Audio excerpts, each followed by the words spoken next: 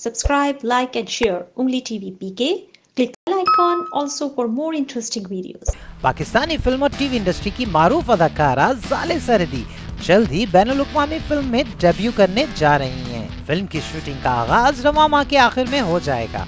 जाले सरदी का कहना है कि वो जल्द ही बैनुल अक़वामी फिल्म में अदाकारी के जौहर दिखाती नजर आएंगी। अदाकारा का कहना है कि ये उनकी ही बैनुल अक़वामी सतह पर पहली फिल्म होगी जिसमें वो एक्शन में दिखाई देंगी।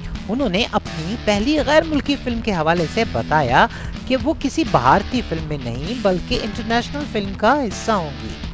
अदाकारा ने अपनी फिल्म के हवाले से ज्यादा तफसीलात बताने से गुरेज किया। जाले सरदी ने ये भी बताया कि गैर मुल्की फिल्म की हदायत बहुत मारूफ फिल्मसाज देंगे।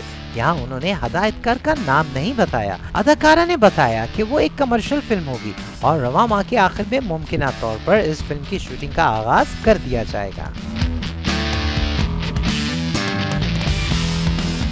Subscribe, like and share Ungli TV PK. Click the bell icon also for more interesting videos.